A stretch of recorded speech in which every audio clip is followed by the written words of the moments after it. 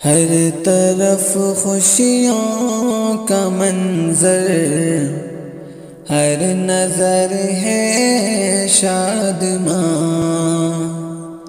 हर तरफ खुशियों का मंजर, हर नजर है शादमां।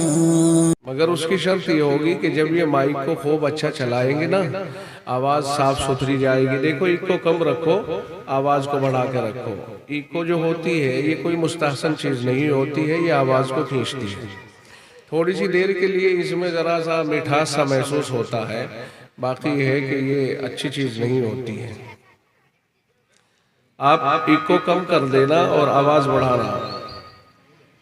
मेरी आपसे दरखास्त है कि आप इको कम करें और आवाज खोलें, ताकि मुझे जोर से ना बोलना पड़े और बात लोगों तक पहुंच जाए आराम के साथ में। 40 मिनट है ना?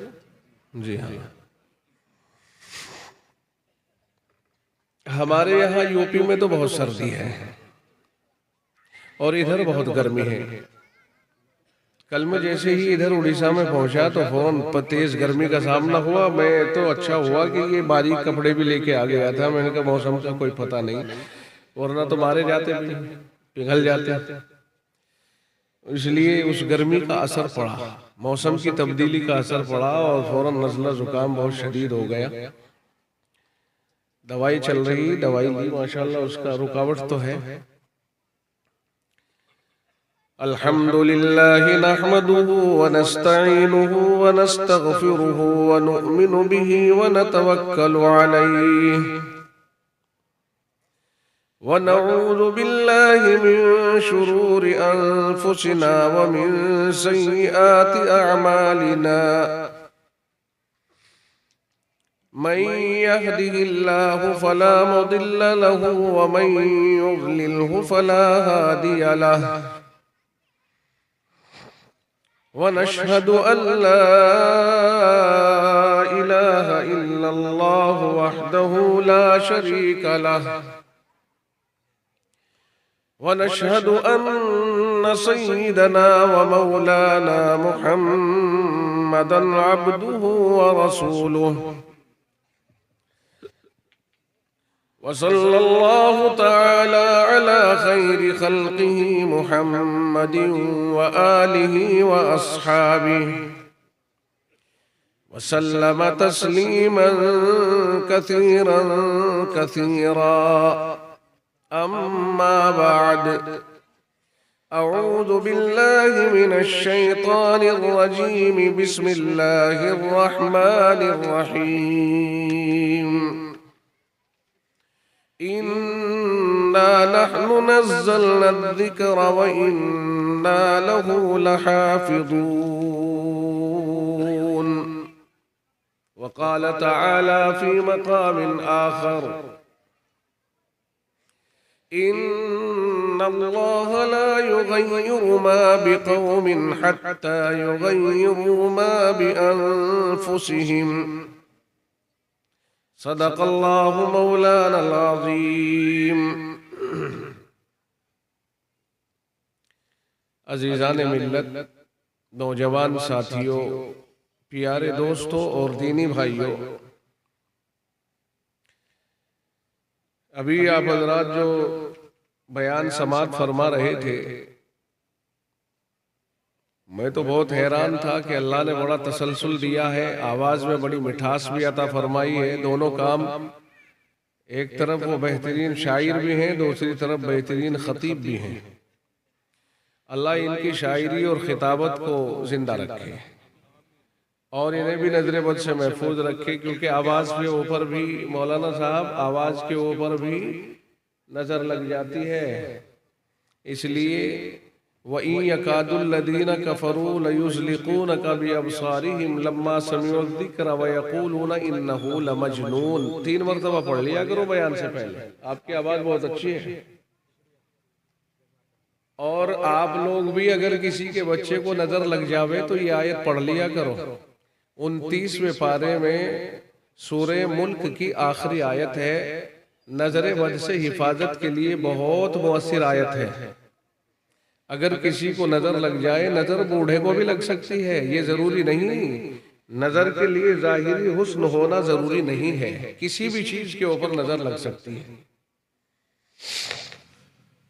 और बाद लोगों की नजर तो इतनी तेज होती है कि उधर तुम अपनी भैंस का दूध निकाल रहे हो और वो आ जाए, अगर भैंस की थन से धार मोटी सी पड़ रही हो कि अच्छा इतनी अच्छी धार पड़ रही है, बस गई, कूद गई भैंस।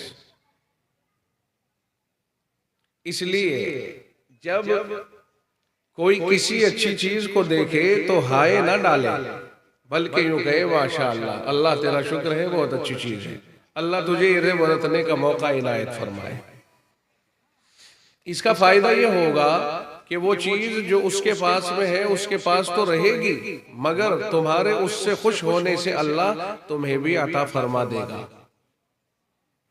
और अगर यूं हसद की निगाह डाली तो उसका तो कुछ बिगड़ेगा नहीं, मगर आपको कभी नहीं मिलेगी। बात समझ में आएगी? इसलिए अपने लिए जरूरी है कि अपने भाइयों का एहतराम किया जाए, उनकी चीजों का एहतराम किया जाए। अगर किसी ने अच्छा घर बना लिया तो उससे दुख न महसूस किया जाए, बल्कि ये सोचे कि मेरे मौला तूने जो इसे घर अता फरमाया है, इसे बरतने का भी मौका इनायत फरमा, कोई आफत और मुसीबत ना आए इसके ऊपर, ईडी का छापा ना पड़ जाए।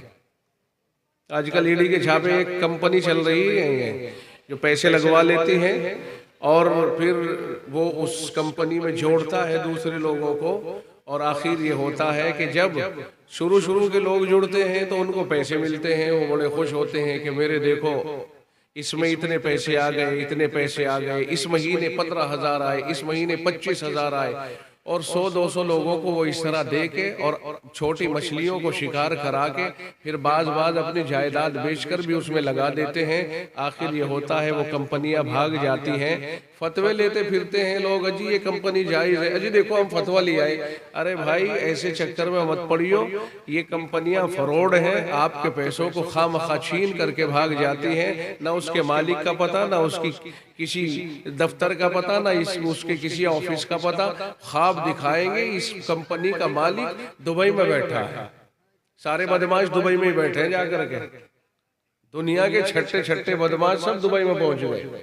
इसलिए इन कंपनियों में अगर किसी ने पैसा लगा रखा हो, अगर निकल सकता हो तो निकाल लो, वरना डूबेगा और आप पछताओगे। हो सकता है उड़ीसा वालों को इन कंपनियों का पता ना हो, बाकी यह है कि इस तरह की कंपनियों में बहुत पैसे लग रहे हैं। हमारे यहाँ छापा पड़ा है ईडी का इसके ऊपर, अल्लाह हिफाजत फरमाए। इसलिए मैं बता रहा हूँ आपको कि किसी इस तरह की बेकारी कंपनी के अंदर पैसे लगाने की जरूरत नहीं। अपने हाथ का जो पैसा लगा हुआ है, प्लाट खरीद के डाल दिया, तिजारत कर ली, कोई बिजनेस कर रहे हैं, कोई दुकान कर ली किसी ने, बस यही है। बाकी इस दूसरों के चक्कर में मत आओ, ये लोग झूठ बोल करके लोगों के पैसे उतारते हैं।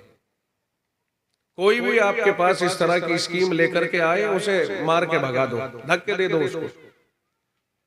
वली साहब ये ना समझना कि तकरीर कुछ करने कहा था और बात कुछ और करने लग गया। मैं बहुत खास बता रहा हूँ, ये पैसे देख करके बात कर रहा हूँ, मैं भी पैसे पड़े ना यहाँ सामने, पैसों की बात इसलिए कर रहा हूँ। लोग लुट गए इस कंपनी के जरिए से, थोड़ी सी इको और कम करो, इको कम करो, आवाज साफ कर लो, बस इतना बहुत है। जो इसकी गूंज है ना कानों में जो पड़ती है वो सही नहीं है। इस वक्त मैंने कुरान करीम की 2 आयतें आपके सामने पढ़ी हैं। इन दोनों आयतों के मुतालिक चंद बातें आपके सामने अर्ज करूंगा। 40 मिनट में से 10 मिनट तो मैंने जाये कर दी दिखे शायद, बाकी 30 मिनट बची। इंशाल्लाह 30 मिनट में अपना काम कर लेंगे। 5, 7, 10 मिनट ऊपर चढ़ जाए तो ऐसे तो हो जाता है, माफी तलाफी पहले ही कर लेते हैं हम। पहली आयत है कुरान करीम के मुतालिक मैंने पढ़ी, इन्ना नहनु नज़्ज़लना ज़िक्र व इन्ना लहू लहाफ़िज़ून। बैनर को देख के पढ़ी है और ये पगड़ी वगड़ी भी आ गई है, इन्हें देख करके मैंने सोचा लाओ थोड़ा सा कुरान करीम से इस्तिफादा कर लेते हैं। रब्बुल जलाल ने ये ऐलान फरमा दिया है 1500 साल पहले, और सुनो इससे पहले कभी अल्लाह ने यह ऐलान नहीं फरमाया था। ये ऐलान अल्लाह ने पहली बार फरमाया है। यूं कहा, इन्ना नहनु नज़्ज़लना ज़िक्रा व इन्ना लहु लहाफ़िज़ून। हमने ही इस जिक्र को नाजिल फरमाया है, यानी कुरान करीम को, और हम ही इसकी हिफाजत करने वाले हैं। ये ऐलान है कुरान करीम का। 14वें पारे में ये आयत करीमा मौजूद है। यहां ये बात समझ में आ गई कि कुरान करीम जब अल्लाह ने नाजिल किया है तो हिफाजत की गारंटी ले रहा है, उसका ऐलान कर रहा है कि लोगों, ये कुरान हमारा ही उतारा हुआ है और इसके गारंटर भी हम हैं। इसको कहते हैं गारंटी। समझ रहे जी? इसको कहते हैं गारंटी। इससे पहले अल्लाह ताला ने अपने अहकाम तो उतारे पर गारंटी नहीं ली, इसीलिए उनके अंदर तब्दीलियां हो गई। अगर रब उनकी गारंटी ले लेता तो कभी तब्दीली ना होती।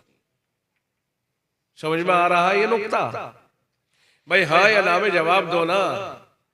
ये बोलो, समझ में आ रही ये बात? आ रही। इतनी सर्दी तो है नहीं कि बांधे बैठे हो रे, बता दो कि आ रही है। बस अब बात हमारी हल हो गई।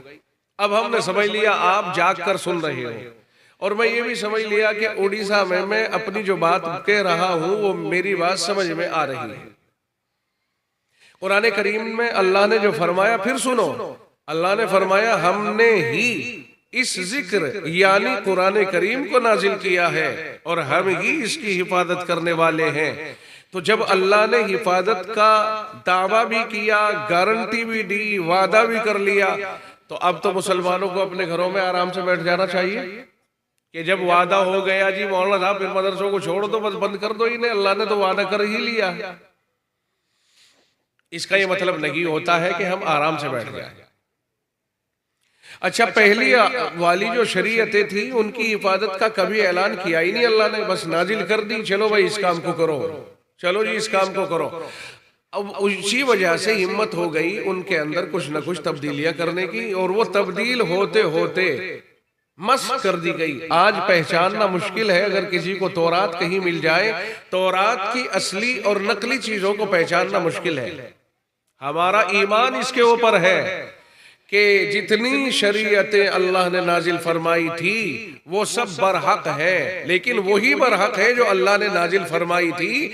तब्दीलियां जिन्होंने कर डाली और जो तब्दीली हो चुकी है उन पर हमारा ईमान नहीं है।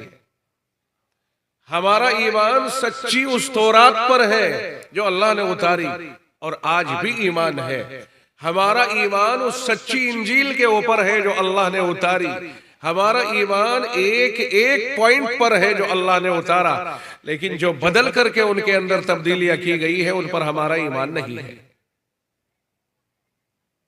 अब जो कुरान करीम अल्लाह ने नाजिल फरमाया है, अल्लाह ने कुरान के उतारने से पहले हालात बनाए। आसमानों के ऊपर फरिश्ते चले जाया करते थे, फरिश्ते नहीं जिन्नात, और वो आसमानों के करीब जाकर के फरिश्तों की गुफ्तगू सुनते थे, वो क्या कह रहे हैं। नीचे आकर के जादूगरों को बताते, काहिनों को बताते, और फिर वो उसमें एक एक में बहुत सी बातें मिला करके लोगों को बताते, उनका बेवकूफ बनाते। और जो बात फरिश्तों से सुनी थी वो एक बात तो सच्ची थी, उसमें 99 और झूठ मिला ली। तो जब वो एक बात सच्ची निकलती तो बगले बजाते कि देखो जी हमने जो कहा था वो हुआ कि नहीं हुआ। तो उनकी सच्चाई का लोग डंका बजाते फिरते, और इस तरह से जादूगरी, कहानत और ये दुनिया भर की चीजें, तावीज, गंडे सब चला करते थे। मगर जब मेरे मुस्तफ़ा को भेजने का इरादा किया और जब कुरान करीम को नाजिल करने का इरादा किया, तो रब्बे जुल जलाल ने आसमान और जमीन के इन सारे के सारे जालों को साफ किया और इन बदमाशों की बदमाशियों को क्लियर कर दिया। और सफाई करने के बाद हंगामा हुआ जिन्नात में, क्या वजह है। हम पहले जाया करते थे, अब जाते हैं तो हम पर बाकायदा एक अंगारा आता है और हमें भस्म कर दिया जाता है। पहले जाते थे कुछ भी नहीं होता, यकीनन कोई बात है, तो तलाश करते फिर रहे पूरी दुनिया के अंदर। पता चला कि मोहम्मद बिन अब्दुल्ला आमना का लख्ते जिगर इमामुल अंबिया सय्यदुल कौनैन जनाब मुहम्मदुर रसूलुल्लाह सल्लल्लाहु अलैहि वसल्लम पर अल्लाह ने कुरान उतारा है और उन्हें आखिरी पैगंबर बनाया है। इस वजह से अल्लाह ने सारे माहौल पर बंदिशों का पहरा बिठा दिया है। चुनांचे फरिश्ते पहुंचे और चारों तरफ इस तरह के जिन्नात को एक एक करके भगा दिया। जिन्नात ने तलाश करने के बाद रसूलुल्लाह सल्लल्लाहु अलैहि वसल्लम को मकाम नखला में इबादत करते हुए पाया। उस रात में जब ताइफ से रसूल अकरम सल्लल्लाहु अलैहि वसल्लम को बाकायदा तरीके पर जुल्म ज़ियादती करके वापस किया था, अल्लाह के नबी अलैहि सल्लतु वस्सलाम इबादत कर रहे हैं और ये जिन्नात की एक जमात रसूलुल्लाह के पास पहुंच गई। और जो जमात जिन्नात की इस कज़िये को ढूंढ रही थी कि क्या हुआ दुनिया में, अब हमारे ऊपर बंदिश क्यों है, उन्हें ये मिल गई और यहीं पर उन्होंने ईमान कबूल किया। और ईमान कबूल करने के बाद सीधे अपनी कौम को रिपोर्ट पेश की, कहा हमने पा लिया है और हम तो ईमान ले आए और हम तुमसे कहते हैं कि तुम भी ईमान ले आओ। कुरान करीम के नाजिल होने के बाद हालात तब्दील होते चले गए। अब अल्लाह ताला ने जो ये फरमाया हमने ही नाजिल किया है, हम ही इसकी हिफाजत करने वाले हैं, तो अल्लाह ताला ने अपने निजाम के अंदर एक तब्दीली और की है। पहले इस तरह नहीं था। पहले पढ़ रहे हैं तौरात, किसी के जी में आई उसने उसे याद करके हिफ्ज कर लिया, वरना तो कोई ऐसा एहतमाम नहीं, कोई मदरसा नहीं, मकतब नहीं, कुछ नहीं। मगर चूंकि रब का बाकायदा ऐलान भी नहीं था, दावा भी नहीं था, इसलिए ना कोई मदरसा था ना कोई मकतब था, बस ऐसे ही एक दूसरे के पास लगे रहते थे। और किसी का जहन तेज हुआ, उसने तौरात को हिफ्ज कर लिया, इंजील को हिफ्ज कर लिया।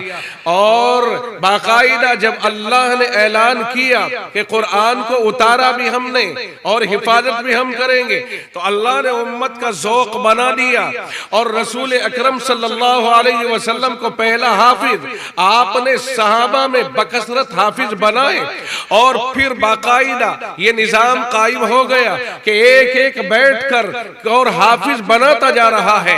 मकतब खुल गए, मदरसे कायम हो गए और जगह जगह मस्जिदों के अंदर पढ़ाई शुरू हो गई। और उस वक्त से लेकर आज 1500 साल हो गए, यहां तक कि ये सबीलुर रशाद आपके सामने है, जो रब के इस ऐलान का और रब के इस दावे का खुला मजहर है।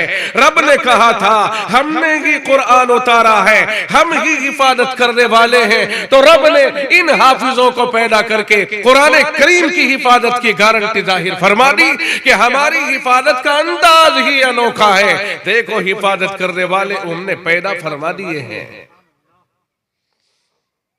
बात समझ में आएगी? जो सामीन सामने बैठे हुए हैं मैं उनसे पूछ रहा हूं, आपकी ये बात समझ में आ गई? जब अल्लाह ताला ने हिफाजत का ऐलान किया तो हिफाजत के सबूत भी खड़े कर दिए कि ये है मेरी हिफाजत के सबूत। कुरान करीम सीनों में महफूज कर दिया। अगर सवाल करे कुरान करीम की हिफाजत रब कैसे करेगा, तो आयत करीमा में खुद जवाब है लहाफिजून। लहाफिजून हाफिज की जमा है, हाफिज पैदा कर कर के हिफाजत की जाएगी। और ये हाफिज पैदा हो रहे हैं, इनमें सिर्फ इन्हीं का कमाल नहीं बल्कि आपकी भी मोहब्बतों का कमाल है। क्योंकि देखिए ये जो कुछ रुमाल के ऊपर पड़ा हुआ है, ये है इन हाफिजों के बनने में मुआविन और आपकी मोहब्बतें और इनके माँ बाप की मोहब्बतें। मगर याद रखिए अकड़ खुदा को पसंद नहीं, तकब्बुर खुदा को पसंद नहीं, बनावट खुदा को पसंद नहीं, बड़ी बात और बड़ा बोल खुदा को पसंद नहीं।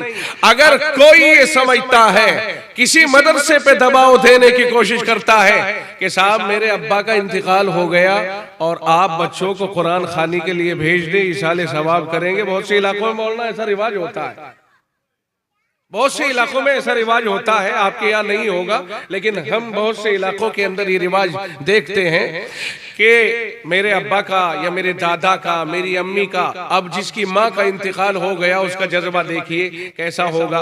और अगर हाफिज साहब, इमाम साहब या जो पढ़ाने वाले हैं, मोहतमीम साहब, जिम्मेदार, वो ये कह दे कि भाई साहब ये सुबह का टाइम है, ये बच्चे कुरान करीम पढ़ने जाएंगे तो कब याद करेंगे, कब सुनाएंगे? 1 घंटा कम से कम किसी के घर पे जा करके कुरान खानी के लिए चाहिए, और यही टाइम इनके याद करके सुनाने का है। अगर हमने आपके घर भेज दिया तो समझ लो आज का सबक इनका मारा जाएगा और बच्चा तरक्की से रुक जाएगा। इनके माँ बाप ने हमारे पास में कुरान ये हाफिज होने के लिए भेजा है।